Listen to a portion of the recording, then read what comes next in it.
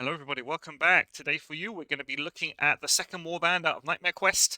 Last time we looked at the Royal Beast Flayers, and today it's the turn of the Questor Soulsworn.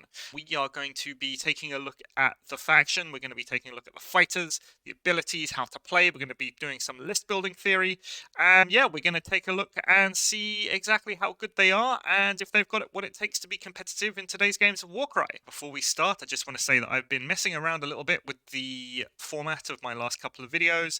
I hope you guys will see some improvements and hopefully it's something that you will enjoy. I'm really trying to push myself to make every new video slightly better than the last, so hopefully we'll continue to improve and overall we'll get much better content going into the future. Related to that, if you do like what I'm putting forward, please don't forget to like and subscribe. We can see that as of today, only 42.7% of you are actually subscribed. The majority of my watch base isn't. So if we can help push that up, I know that we can continue to grow the channel and continue to grow the community to where we want it to be in the future. So thank you very much, guys. And without further ado, let's get going.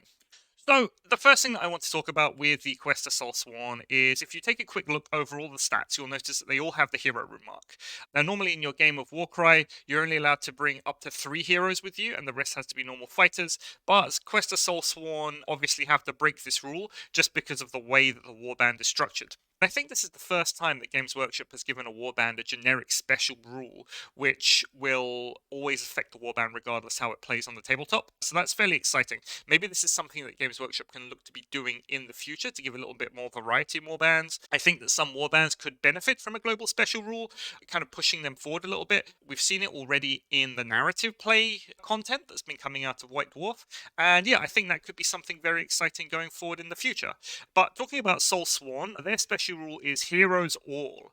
So this reads, when picking a warband from the Questor Soulsworn faction, the following rule replaces the fourth bullet point under the warband core rules. There is no limit to the amount of fighters with both the Questor Soulsworn and hero remarks that can be included in the warband, including the leader.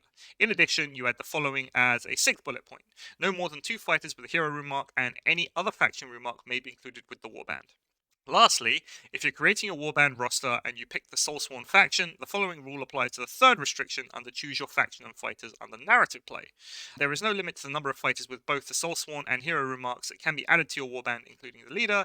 The first such fighter added to your roster must be your leader. So, in effect, this makes the Soulsworn work. They all have the hero remark, so after picking which fighter is going to be your leader, it allows you to bring any other Soulsworn fighters with no restrictions to the amount of hero remarks. Allies work as normal, so you can bring in up to 2 heroes as allies, but that's really what allows a warband to function as it is. Moving forward to their reaction is Swift Retribution. A fighter can make this reaction when they're targeted by a melee attack action, after the damage is total, but before it is allocated to the fighter. If it's enough for the fighter to be taken down, pick another friendly fighter. That fighter makes a bonus move action or bonus attack action. So this is kind of an analogy to the regular Stormcast reaction. Before they die, if the damage is enough to kill them, they'll get to do a bunch of AoE damage. But this one, because the Soulsworn are going to be all Stormcast, and because they're all sitting in the 165 to 175 point range, it really limits the amount of fighters that you can get into the warband. So what you're going to see, and it's going to be a recurring theme among the fighters that we're going to take a look at, is that there's a lot of action cheating to kind of build up those actions to allow Soulsworn to compete with other far more numerous warbands and to take down all the chaff models and the medium range models that they might need to take down. I think this reaction is very good. You're not going to see it a whole lot because, again, they're still Stormcast, so they're still toughness 5 and they still have 20 wounds. But when it does happen, I think it's going to be very impactful because, as we know, free actions are always very useful in Warcry. It allows you to break the action economy of the game, and especially with smaller warbands, you want to stack as many free actions in there as possible so that you can get around the board and be where you need to be and bring your force to bear. So in this little example that I've got here, our Undead Baboon is going to run into our Questor with Grand Axe. It's going to get very lucky. It's going to use a double to get more attacks. It's going to attack. It's going to hit for 20 damage, which is enough to kill the Errant-Questor. The Questor says, oh, that's a problem. So he reacts after the damage is totaled. And then his friend with the dueling blades gets to either move in or do a bonus attack action on the Awful Hound if he was already in combat. The nice thing about this reaction is that it takes place after the fighter's targeted and after damage is totaled. So you get to see what's going to happen to you before you react. Some other reactions of this type require you to use the reaction before the attack happens, which is far more restrictive. But at least this way, because your guys do have the toughness 5 and they do have the 20 wounds, you can really see what's going to happen before deciding to react. And of course, if you're going to die, this is the perfect reaction to use. Moving on to the fighters, we have here the Questor Prime. The Questor Prime's 170 points. It's got a fairly standard Stormcast Eternal stat line, so 4424 is its damage profile, range 2, which is quite nice, movement 4, toughness 5, and 20 wounds. It's got a bunch of abilities here. We have 2 Questor Soulsworn generic abilities that anybody can use. The first is a Thundering Strikes double. You pick another friendly fighter within 6 inches. That fighter makes a bonus move action. Again, we're going to see a lot of free moves, free attacks, and general action cheating to try and really push up your economy in this warband. So effectively having all of the fighters in your warband, which can give other friendly fighters bonus moves, I think is very useful. Note that it does say friendly fighter, and it doesn't specify that it needs the Questor Soulsworn rune mark. So that effectively means, again, because everyone has the hero rune mark, it makes every single fighter able to be allied into other warbands, which makes any of these Stormcast very valuable in terms of what they can bring to the table and what they can bring to your ally pool. The second double that they all have is You Won't Even Slow Me Down. A fighter can only use this ability if an enemy fighter has been taken down by them this activation. This fighter makes a bonus move or a bonus attack. Again, we have another instance of action cheating here. This ability you see on a number of different fighters already in the game. I think as a double, it's actually quite useful. They are Stormcast at the end of the day, so if they're going to be doing something like running into skeletons, you can use Thundering Strides to move your friend into these skeletons. That fighter can then do an attack action, kill the skeleton, pop his double, You Won't Even Slow Me Down, get another free attack or another free move. So I think what you're going to see is a lot of bonus attack chains coming out of this. And again, because they are only 6 fighters that you're going to be playing on average, these are all very welcome abilities to see in a Holy Stormcast Eternal warband. The triple that the Questor Prime has is Searing Light, and that's a very simple allocate 3 damage points to all visible enemy fighters within 3 inches of this fighter. It's a purely anti-horde ability. If you have the Questor Prime, he runs into a bunch of skeletons again, for example. He can pop Searing Light, do 3 damage. That puts all the skeletons down to 5 wounds, which suddenly puts them all within killing range of the Questor Prime's attacks. If the Questor Prime on average is going to be wounding on 3s, then he's going to be looking at approximately 6 damage every time he's going to be doing that. The damage I've put down here, you can see it for yourself, the amount of damage he's doing when he's wounding on 3s, 4s, and 5s. And also we have the average weighted damage. I've talked about what this means a number of times. Effectively, it assumes that 25% of the fighters that you will be going up against are going to be toughness 3, 50% will be toughness 4, 25% will be toughness 5 or more, and it weights the damage numbers so you get a quick rough and ready number to see how much damage your Questor Prime can reasonably expect to do in one attack. The points per wound is taking the amount of points that you're paying for the Questor, dividing it by that average damage, and it gives you a rough value of efficiency for your fighters so that you can compare them to others to see which one might be better on the surface from a raw damage per attack value. Moving on to the Soulsworn Knight Relictor, 165 points. Defensively, it's got exactly the same stats as all the other fighters that you're going to see in this warband. In melee, 3 attack, strength 434. So that's not terrible. It's pretty good. It's got a ranged attack at range 8 with 2 shots at strength 4 doing 3-5 damage. Very common Wizard Bolt stats. You'll see that across a lot of the other Wizard support style fighters in the game. Again, it's got Thundering Strikes and You Won't Slow Me Down. It has a quad translocation, and that reads pick a friendly fighter within 3 inches of this fighter, remove the fighter from the battlefield, and immediately set them up anywhere on the battlefield more than 4 inches from all enemy fighters. So this is the most expensive teleport in the game. Most other teleports only cost triples, but the main difference, which is what makes this a quad, is that the Knight Relictor can use it to teleport anyone within 3 inches of this fighter.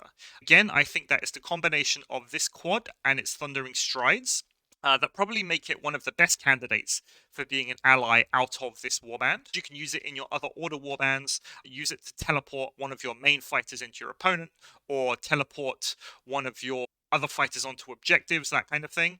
A very important thing to note with the Knight Relictor is that its quad only specifies friendly fighter. It doesn't specify other friendly fighter or visible friendly fighter, which means that the Relictor can use it on himself if he needs to teleport himself places, which I think is very, very strong. I think it's definitely worth the quad that you're paying for it, and in that turn, when you do roll it up, I think it's got a very good contention between translocation and rampage, which is ultimately what you want out of a quad. It needs to be as good or at least a sidestep from rampage to consider using it. Next, we've got the Errant-Questor Duellist with Twin Blades, 160 points, same defensive stats that we've seen, 5 attacks at strength 4, doing 2-3 damage. Again, with the Thundering Strikes and You Won't Slow Me Down, it does have a triple Face Me Cowards, and this reads enemy fighters that begin their activation within 3 inches of this fighter cannot make disengage actions or and move actions further from this fighter. So I don't know how useful that triple is going to be. I think that when constructing your warband, you might just throw a duelist with twin blades in there anyway, because it is very good against toughness 3 fighters with its 5 attacks at strength 4. They're giving more and more fighters this 2-3 damage profile, which I quite like. I think it's very consistent as a damage profile. It allows you to map out your turns very easily and gives you a good idea on exactly how much damage a fighter is going to do, as opposed to something like a 1-4 or a 2-6, which is extremely swingy when you do your crit damage. And then we've got 3 Errant-Questors here. The reason why I grouped them together, they all cost 165 points. The main difference between these Questors and the other ones that you're going to see are their double with the force of a Thunderbolt. And this one reads, a fighter can only use this ability after they finish a move action within 1 inch of 2 or more enemy fighters, and then this fighter makes a bonus attack action. So these fighters are going to be your bread and butter against Swarm, against things like Soulblight Gravelords. They're very good because they all have strength 5 or 6, so they're always going to be wounding those skeletons and those Graveguard and whatever it is on 3s. The real differentiating factor really becomes which weapon would you like to bring. We've got the Questor with Grandblade, which is 4 attacks of strength 5, 2, 4, so a very good, almost generic damage profile there. The Questor with Grand Axe, so 3 attacks this time at strength 5 with 2-5 damage, so 1 point higher crit damage than the Grand Blade, but also at 1 point higher range.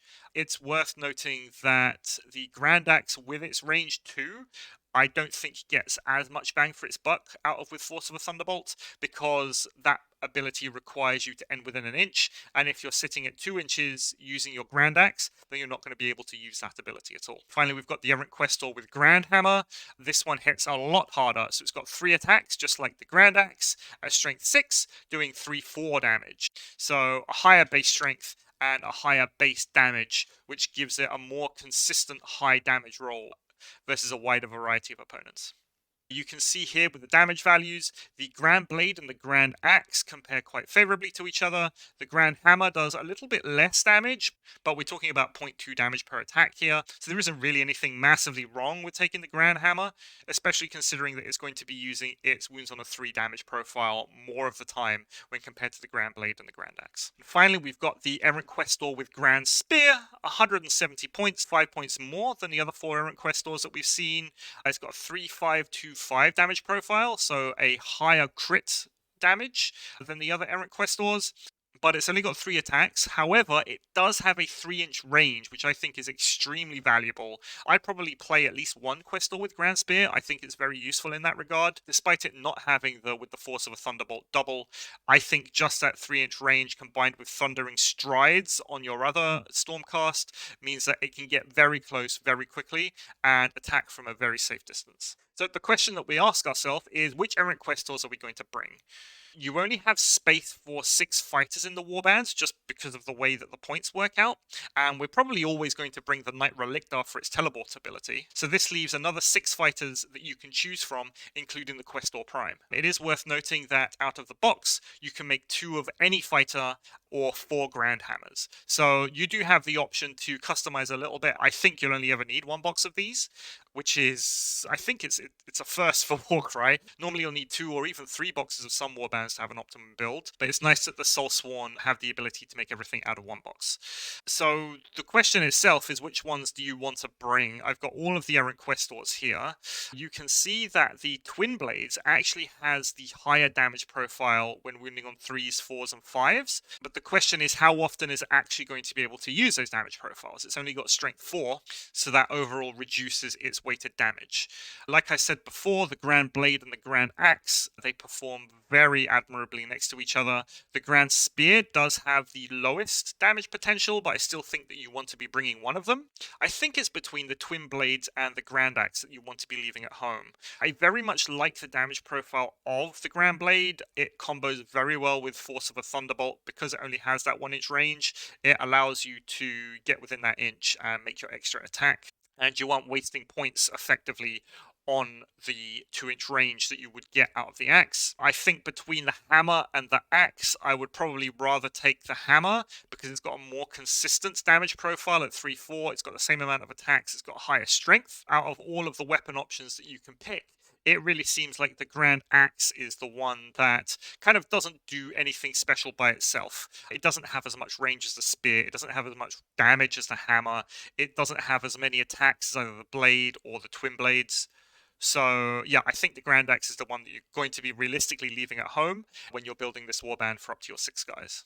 Talking about allies, I said in the last section that the points levels make it almost impossible to get a 7th fighter into the warband using the ally system. You only really have 165 or 170 points to play with, so if you wanted to get a 7th fighter, you would need to look very cheap, and then the question is, well, what am I actually bringing these for?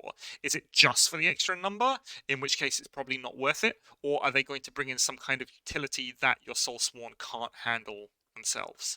I think the obvious addition is Calthea Zandire. She allows you to stay at 6 fighters and use her action cheating abilities to kind of fake that 7th fighter, which is something that other Stormcast Eternal Warbands have been doing to good success in tournaments recently. And if you bring her, it gives you 125 points to play with to bring some other fighter which might have some kind of utility for your warband. I think options might be something from Cities of Sigmar to get additional movement, though you are pointed out of the very popular 150 point Warden King thanks to its cost, or something like Kradron Overlord's Company Captain. That's only 90 points to go for Fight for Profit to try and get extra attacks in there.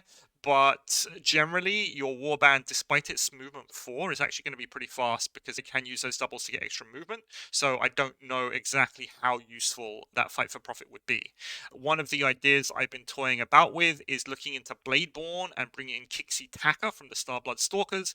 He's only 125 points. He can keep up with the warband, which is nice. He's got a little Wizard Bolt, which is also pretty good. But the main reason you would bring him would be for Kixi Taka's triple, and the triple is a 9-inch bubble around him of +1 move and +1 toughness for your fighters. So they effectively go up to movement 5 and toughness 6. 9 inches is a long way in Warcry, so I think that's probably the best combo that you're going to see is Zandire and Kixi Taka working together as your allies, and then another 4 Questor Soulsworn fighters themselves, including the Knight Relictor.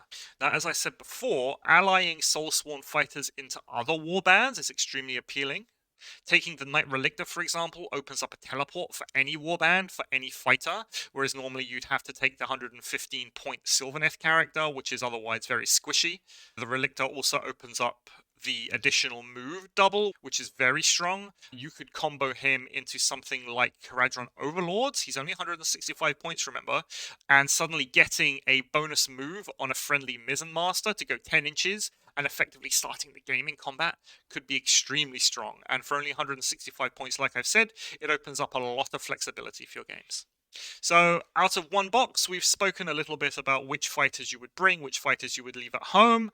This is what I would take. So the core of my warband would be a Knight Relictor Questor with Grandspear, 2 blades, and 1 Grand Hammer. And then take any one of the Duelists with Twin Blades, another Grandspear, or the Knight Relictor. Open up more of the battlefield, possibly for another teleport where the first Knight Relictor wouldn't be able to get to. The reason why I'm taking these, I take the Grandspear with its 3-inch range for area control and for zoning out your opponents. I think Per turn, on average, you're going to be making 2 doubles, so ideally you want 3 Questors with Force of the Thunderbolt. I want to take the Blades because it's the most versatile, and the Hammer just in case you come up against tougher opponents. The flex spot really depends on what you expect to face. If you think you're going to go into a lot of Toughness 3, and there's a lot of that in your local meta, go with the Twin Blades because he will mince through anything that's Toughness 3 with that Strength 4 and a lot of attacks. The Grandspear is probably a more generic choice if you don't know what you're going to be coming up against, again, because of that 3-inch range. And like I said, the Relictor to be able to get a second teleport ability on the board. If I was looking to build this slightly more competitively, I'd probably be looking to maximize the amount of action cheating that I could get in there. I'd keep the Knight Relictor, I'd put in Calthea Zandire as my main ally. We'd be looking at Tixie Taka to bring up the numbers to 6, 2 Grand Blades, and 1 Grand Hammer. We're dropping the Spear in this case because Calthea Zandire with the free moves, the Knight Relictor, the Errant-Questors with the free moves. Everyone, I think, is going to be moving fast enough to be able to get into combat, along with the bonus attack actions that you can get from Calthea Zandire and Force of a Thunderbolt. So I don't think that we necessarily need, in this scenario, the extra 3-inch range from the Grandspear.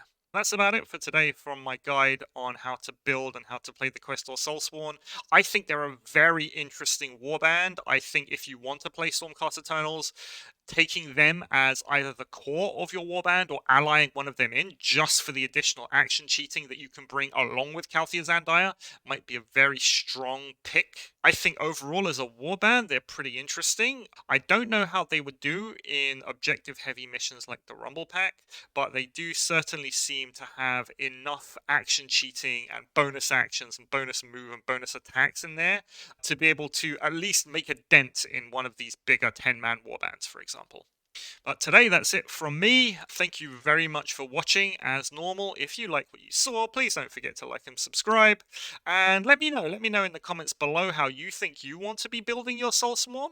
If there are any interesting warbands that you're going to ally your Soulsworn into, any interesting combos that you think. If you think that my options for the weapons are completely wrong and you've got better ideas, please let me know down in the comments and we can have a good talk about it.